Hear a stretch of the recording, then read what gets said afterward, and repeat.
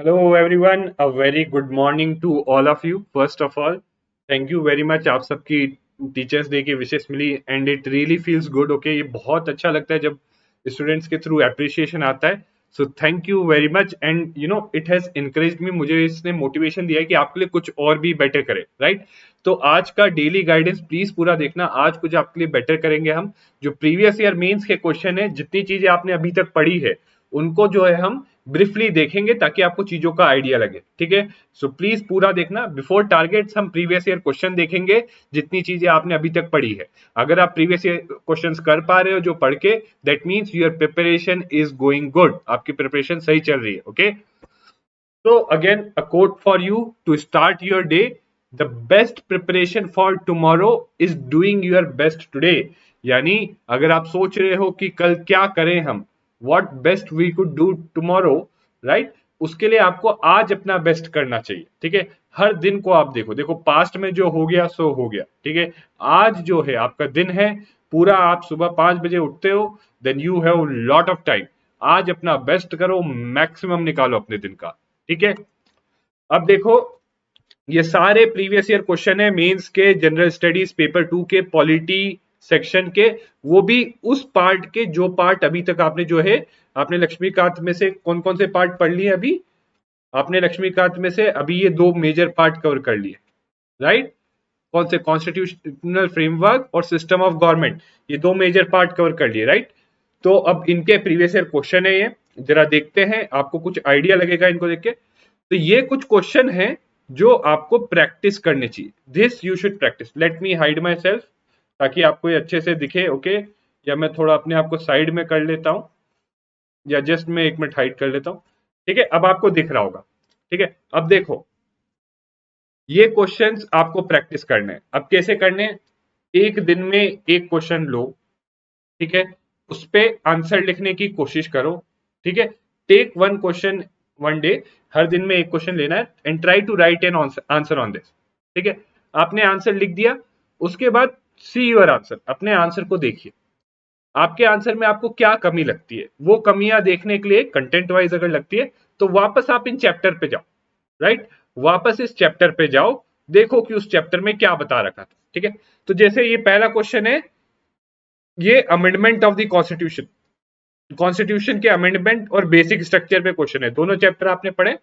और हिंट आपके लिए है कि you have to use supreme court judgments here ये आपका हिंट है आपको यहाँ पे सुप्रीम कोर्ट के जजमेंट्स को यूज करना है ये आपके लिए हिंट है यहाँ पे ठीक है 2019 में आया था क्वेश्चन ठीक है करने की कोशिश करना ये स्ट्रेट फॉरवर्ड फैक्चुअल क्वेश्चन कि किस सर्कमस्टांसेस में फाइनेंशियल इमरजेंसी डिक्लेयर कर सकता है और क्या कॉन्सिक्वेंसेस होंगे ये 2018 में आया आपका क्वेश्चन आपने पढ़ा emergency provisions discuss each adjective attach to the word republic in preamble preamble chapter आपने पढ़ा है ठीक है are they defendable in present circumstances तो ये जो है आपको यहाँ पे क्या करना है करंट एस्पेक्ट देखना है उसका ठीक है you have to see the current aspect आप अपना जनरल कॉमन सेंस लगाना है यहाँ पे ठीक है हिंट फॉर यू यहाँ के लिए हिंट है कॉमन सेंस लगाना आसपास देखना कि रिपब्लिक से जुड़े जो वर्ड्स है क्या प्रेजेंट सर्कमस्टांसेस में क्या है क्या वर्ड से रिपब्लिक से जुड़े sovereign socialist secular democratic SSSDR R for republic sovereign socialist secular democratic तो क्या आज हम डेमोक्रेसी हैं क्या आज हम सॉवरेन हैं क्या आज हम सोशलिस्ट हैं क्या आज हम सेक्युलर हैं आर दे डिफेंडेबल अपना दिमाग लगाना ठीक है discuss the possible factors that inhibit India from enacting a UCC now ये आपके लिए थोड़ा टफ होगा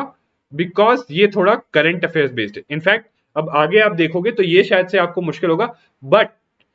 ये प्लीज पढ़ लेना इस क्वेश्चन को देखना इस पे कंटेंट गूगल पे खुद से सर्च करने की कोशिश करना ओके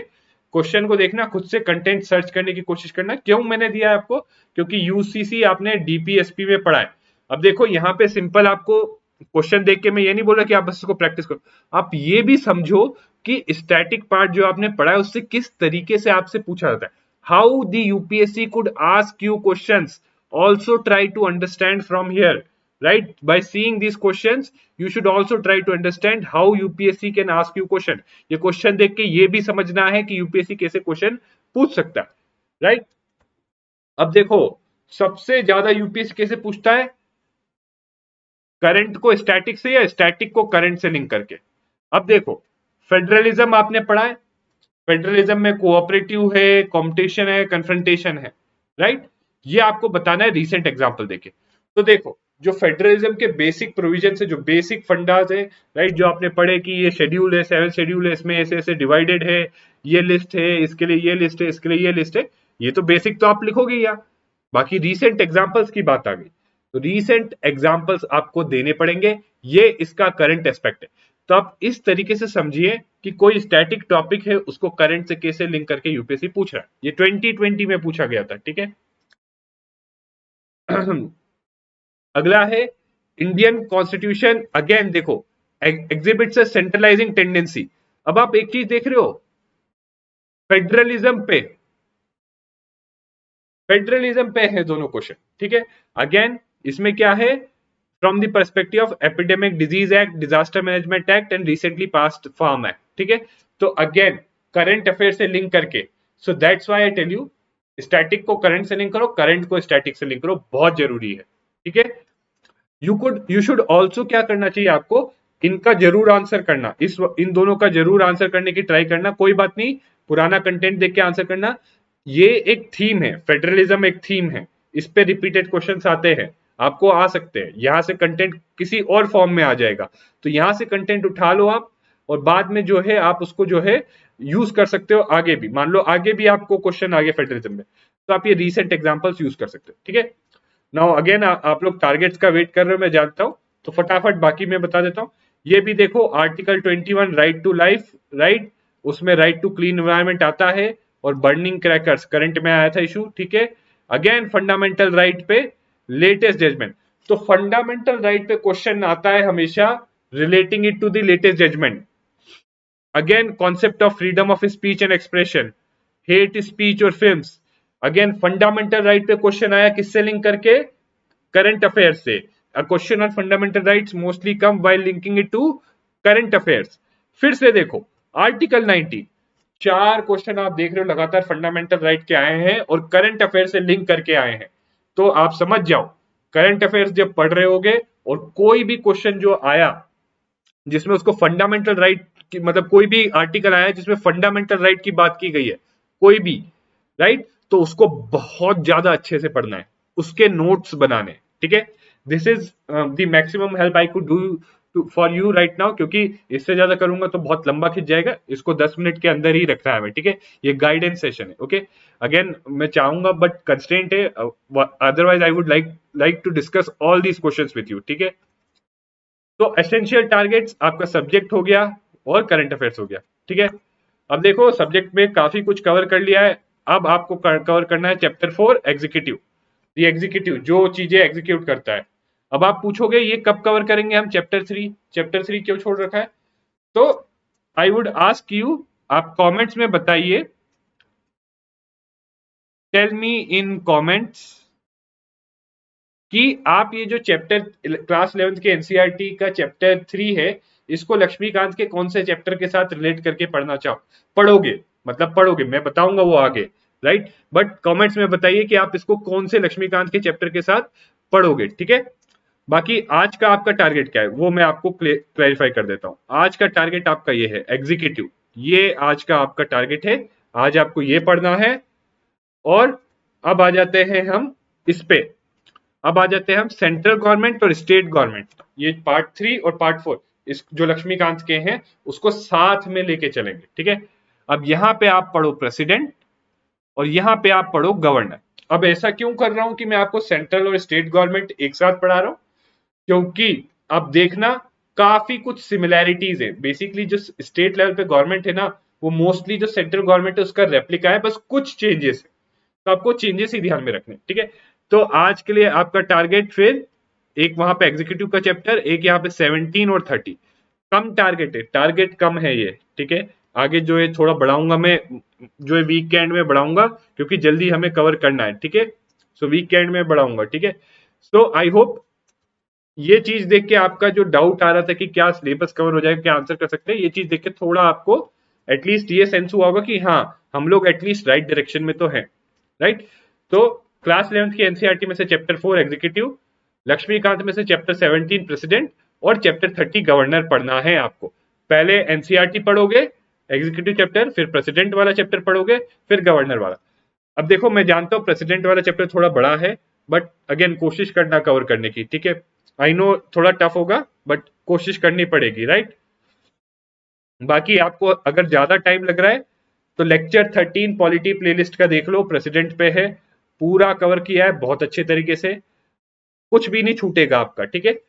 लेक्चर 14 देख लो गवर्नर के लिए, ठीक है, गवर्नर वाला पार्ट देखना, उसमें वाइस प्रेसिडेंट और गवर्नर एक साथ करके, तो लेक्चर 14 आप देख लो गवर्नर के लिए, ठीक है। बाकी करंट अफेयर्स में अब आ जाओ, देखो एक नई चीज दे रहा हूं मैं आपको, डेली न्यूज एनालिसिस तो देखना ही है, बाकी द हिंदू में जो इंपॉर्टेंट आर्टिकल्स है वो पढ़ने हैं। अब उसके बाद मंथली मैगजीन आप किसी भी इंस्टीट्यूट की करते हो करो, बट कोशिश करना कि जो भी उठाओ ना, तो देखो कुछ इंस्टीट्यूट की मंथली मैगजीन ऐसी होती है जो बहुत ज्यादा बल्की हो जाती है, बहुत बल्की होती है वो, ठीक है, राइट। तो इतनी ज्यादा बल्की भी नहीं करनी है आपको, कंसाइज जो करना है जिसमें रिलेवेंट चीजें दे रखी होगी तो वैसी करनी है, ठीक है। तो कोई भी मंथली मैगजीन उठाओ, देखो विजन, इंसाइट,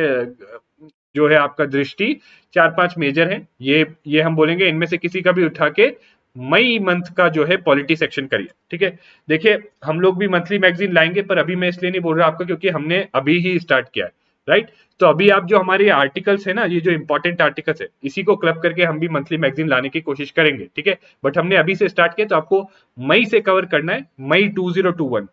फॉर क्लैरिटी, मई 2021, ठीक है।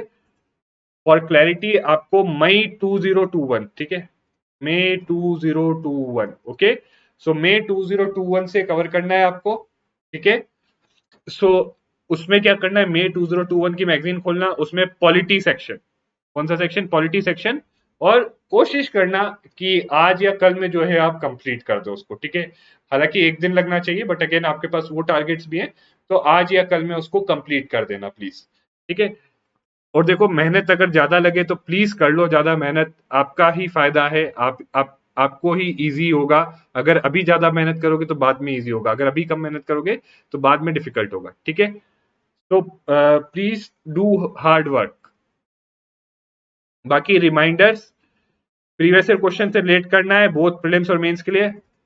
मेंस के लिए ये जो काम मैंने आपके लिए अभी यहाँ पे किया है, ये आपको खुद से भी करना पड़ेगा, राइट। खुद से जाके देखना क्वेश्चंस वगैरह, मैं बाद में बताऊंगा, बट आप खुद से भी करना। और प्लीज प्रीलिम्स के लिए भी ये काम आपको खुद से करना है कि जो चीजें आप पढ़ चुके हो आप उसके क्वेश्चंस देखिए, ठीक है। बिकॉज इससे ज्यादा अगर करेंगे तो ये बेसिकली स्पून फीडिंग हो जाएगा। और एक चीज मैं बताता हूँ, जो लोगों को स्पून फीडिंग किया जाता है ना, वो लोग देखो, आप ये एग्जाम दे रहे हो, अब कोई डीएम है जिसके एक्सपेक्ट करते हैं हम, जो डिस्ट्रिक्ट मजिस्ट्रेट बनेगा,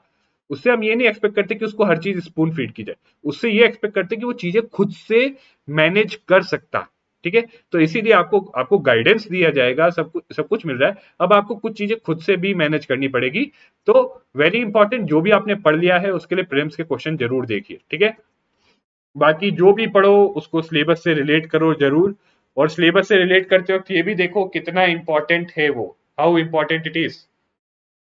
लास्टली ये कुछ अदर सजेशन है, एक, अब देखो 2 घंटा नहीं दे पाते तो 1 आवर ही देना आज, क्योंकि मैं जानता हूं मैंने आपको मंथली वैक्सीन दी है, तो 1 घंटा ही देना ऑप्शनल को। और ये जो आपके आवर्स हैं 6 है, इसको मैं फिर से चेंज करना भूल गया, इसको 8 आवर्स कर लीजिए प्लीज, ठीक है। बाकी do mention your progress in the comments, और कोई भी चैलेंज भी हो तो प्लीज उसको मेंशन करना, ठीक है। और कोई डाउट है कमेंट्स में स्टडी फॉर यूपीएससी में डालना या गूगल फॉर्म में लिख के हमें भेजना, ठीक है। और ये जो पीडीएफ है ये इंपॉर्टेंट है, ये पीडीएफ आपको मिल जाएगी डिस्क्रिप्शन में। तो thank you very much guys, and see you again next time.